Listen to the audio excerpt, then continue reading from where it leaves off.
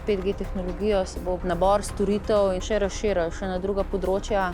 To, da zdaj nekako najdemo, kje so tista ozka grla, zelo dobrodošlo potem tudi za vse nadaljne potem možne storitve in pa rešitve. Recimo so zdaj že razviti zelo napodoben kot e-call, tudi rešilni jopiči za letala, ladje ali pa recimo za turno smučanje. Ko se ta jopič sproši, avtomatično naredi isto klic in koordinate sporoči.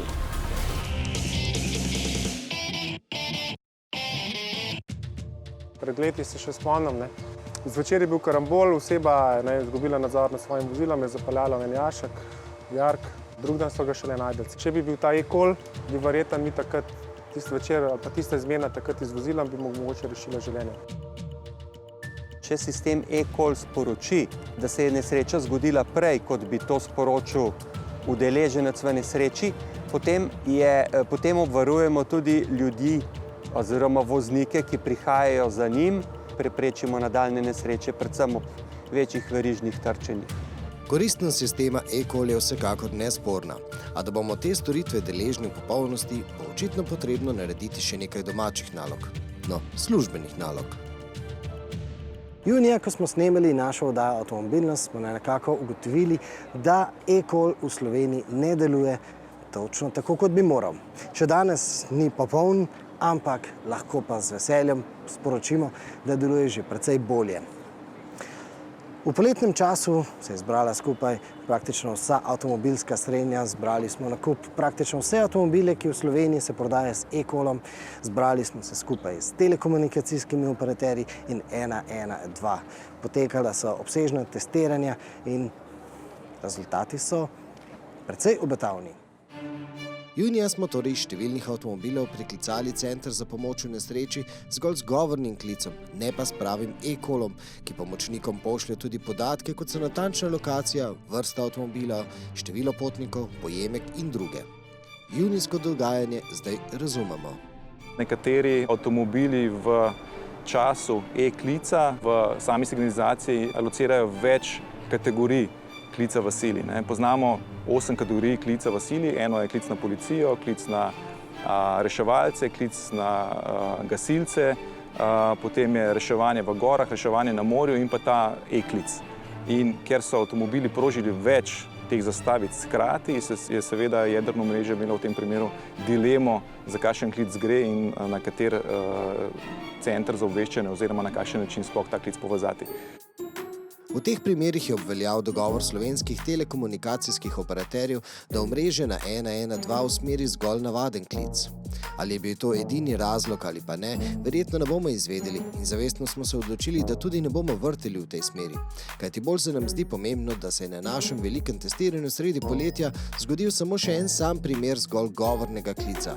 Med snemanjem tokratne septembrske oddaje pa so prav vsi avtomobili ob pritisku tipke SOS poslali e-call. Bilo bi odlično, če bi to pomenilo končni uspeh, a kot kaže, je to žal šele začetek reševanja precej večjih in zahtevnejših problemov. Pozdravljeni, Luka Gregorič, Avtomobilnost. Mi lahko poveste, kaj vidite? Lokacija Mava, gorivo je dizel. Drži. Pokaže pravo lokacijo? Mava gospodarsko stojišče. Drži. Ne kaže tipa goriva? Ne kaže ne bencin, ne dizel, nič. Električni avto. Pa število potnikov 1. Ok, to je pravilen podatek. Število potnikov pa za čuda 255. 255 ponovno. Hvala. Danes morajo avtomobili imeti vgrajeno takšno škatlico. Ta škatlica je v resnici telefon. Ja, res ne zgleda, ampak notri je SIM kartica in to je naprava, ki dejansko pokliče na pomoč. Pokliče pa tako, da tisto, kar ima zapovedati, izve v avtomobilskem računalniku. V začetni fazi samega e-klica se kot prvo prenese tako imenovani MSD, torej nek minimalni nabor podatkov. Ta prenos traja cirka 4 sekunde. Kot je postalo v naših testih precej očitno, med pošiljanjem teh podatkov še vedno prihaja do različnih napak. Te se pojavijo včasih kar naključno. V različnih testih smo namreč pri istem avtomobilu dobili različne rezultate. Te uganke bo vsekakor treba razvozlati, a nekatere odgovore že poznamo. In to je tisti slavnih 255 potnikov. Seveda, to je podatek, ki so ga računalničarji določili zato, da v samih aplikacijah in pri podatkih v tabelcah jasno izstopa. Seveda, avtomobilov z 255 potniki preprosto ni. Čemu naj bi ta podatek sploh izstopal? Zato, ker je podatek o številu potnikov po standardu zgolj dobrodošel, a ne obvezen opcijski podatek. Se pa ravno tu jasno kaže, da nekatere avtomobilske znamke naredijo samo to, kar je treba, druge pa naredijo tako, kot je prav. E-call ni obvezen prav za vse avtomobiliste, zato imamo danes na trgu ogromno novih avtomobilov, ki pa e-calla v resnici ne ponujajo. To je zato, ker je e-call postal obvezen za avtomobile, ki so bili tovarniško homologirani po letu 2018. Toyota CHR ali pa Hyundai Ioniq sta bila homologirana tovarniško pred letom 2018, pa ponujata e-call. Torej, nekatere znamke so e-call ugradile tudi v tiste starejše modele, tiste, ki so jih samo prenovile, pa čeprav jim tega ne bi bilo treba. In potem je tu primer Mercedes-Benz. Namreč avtomobili iz Stuttgarta so edini avtomobili, ki se prodajajo v Sloveniji, ki v nesreči ne pokličejo na 112, ampak nekam drugam, naprimer v Barcelono ali pa v Nemčijo. In to je povsem legalno. Well, legislation allows that the system works with so-called third-party systems, which is then an additional layer to the normal e-call system, I would say. If for some reason or another the system doesn't work, then it switches back to the default system, so that in case of an accident, reaction follows, obviously. So if I understand correctly, the customer service should be optional, so not the default version. What is very important for the system to work is that there is a clear agreement from the driver, from the customer, to use this system. That is for sure. No, to odločitev vam morajo ponuditi trgovci. Brez tega so v prekršku. V našem uredništvu smo prepričani, da če bi lahko v Barceloni ali v Nemčiji hitreje zagotovili reševanje, kot ga zmorejo nuditi lokalni 112 centri, potem bi bili priča veliko večji zagati, kot je pa nedelovanje e-calla. Lokalni 112 imajo namreč vse povsod po svetu veliko bolj tesne vezi z lokalnimi policisti, gasilci in reševalci, kot pa najeta storitvena sila. V tem dejstvu tudi razumemo odločitve, da so druge znamke svoje tuje centre že nadomestile s klici na lokalne 112. Vidimo pa nadvse veliko uporabno vrednost v podatkih, s katerimi avtomobilske znamke razpolagajo. Mercedes-Benzov center v Barceloni ima namreč točno tiste podatke, ki jih za hitrejše reševanje potrebujejo gasilci in reševalci.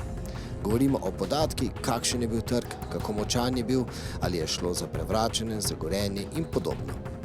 Za nas bi bilo smiselno, zdaj, če se zadeva nek aktivira, signal pride na 112, da bi dejansko on po neki aplikaciji, da bi nam samo poslal ta signal. Ker na centru, ko mu podatek ni pomemben, je mogoče za nas, je pa za nas pomemben. Njemu verjetno ne pomeni, kakšna stopnja je tista zavrženost vozila, to njemu ne pomeni veliko. Nam bi bil pa to en bistvenih podatkov, ker lahko potem predvidevamo, za kakšne poškodbe bi šlo. Ker če govorimo, da je tam v centru pobral vse podatke, prvo preveril, tu lokacija, toliko je poškodovanih, tale avto, zdaj pa je z brigado poklical, pa tukaj našemu dispečerju iste podatke govoril, da že izgubljamo tiste dragocene sekunde. Pojavi pa se tudi potreba po razumevanju podatkov.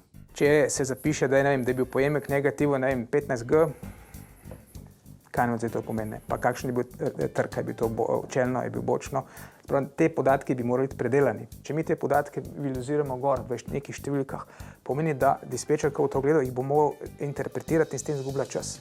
Če pa namesto njega interpretira po nekem algoritmu program, računalnik in napove v možnost, da gre za visoko energijsko poškodbo ali pa za nesrečo, kjer bi lahko osebe bile hudo telesno poškodovane, bi pa nam to zelo veliko pomenilo in bi olajšalo situacijo. Sami numerični podatki, pa če jih je 10, 20, v bistvu nam še otežijo delo. Če lahko kaj zagotovimo, potem je to dejstvo, da to danes ni zadnja zgodba vezana na e-call. Če drugega ne, na 112 še vedno nimajo baze podatkov o avtomobilih, ki se vozijo po Sloveniji. Dobijo samo podatek o VIN številki, se pravi, to je tista identifikacijska številka, sestavljena iz številk in črk, ki nekako določajo, za kateri avtomobil gre, za kateri letnik, se pravi, to je na nek način osebna izkaznica avtomobila. Ampak kot je z vsako črtno kodo, potem je tudi z VIN številko, tako da Če ne veš, kaj črke in številke pomenijo, potem ti ta podatek bistveno ne pomaga. No in to bazo, ki bo pomagala 112, da bodo te šifre znali razvozlati, no to bazo na nek način na 112 čakajo.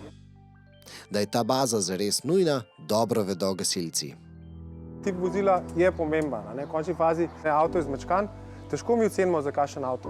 Ker mi imamo že ustrezne aplikacije, kjer lahko že med potjo ugotavljamo, kje na vozilu so te kritične mesta, predvsem mesto akumulatorja, kje so tiste ojačitve, da vemo pri rezanju, da pač si tega izognemo, kako so polnitve airbagov, pa taki podatki. In to je pomislek, da sistem eCall deluje drugače, če ga pritisnemo ročno, se pravi, da sami pritisnemo na tipko SOS, ali pa avtomobil na pomoč pokliče samodejno, takrat, ko se zgodi dejansko prometna nesreča. Zato smo šli analizirati dejanske podatke, ki so jih avtomobili pošiljali slovenskemu 112 v realnih prometnih nesrečah, ki so se zgodile v Sloveniji po letu 2018. No, ko smo primerjali stolpce, smo nekako ugotovili, da so podatki bolj ali manj identični.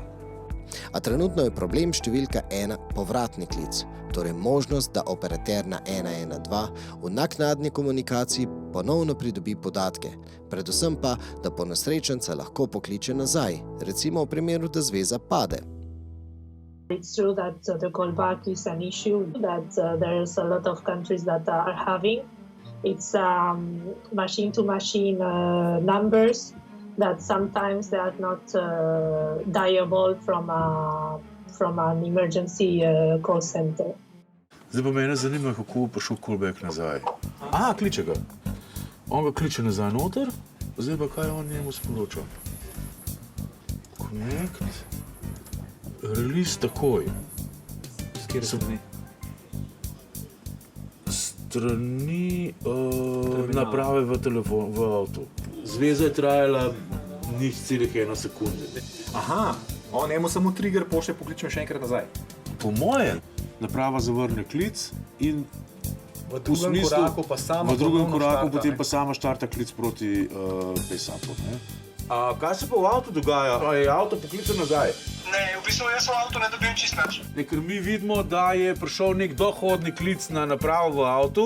V avtu sem neko brnenje se slišim, to je pa pač v bistvu nek čuden zvok je. Opa, zdaj pa nekdo z Nemčije. Hello, it's not an emergency, we're just testing the system location. To je Barcelona spet. Ja, ima pa nemško številko, ne? Ja, Vodafonove šifre so mogoče. Pohvet. Neka nemška cifra so. Neka nemško fiksna številka, bi rekel, da je to kar.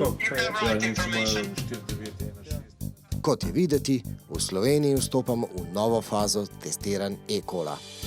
Ta testiranje je bil dobra šola tudi za operaterje, za nas vse.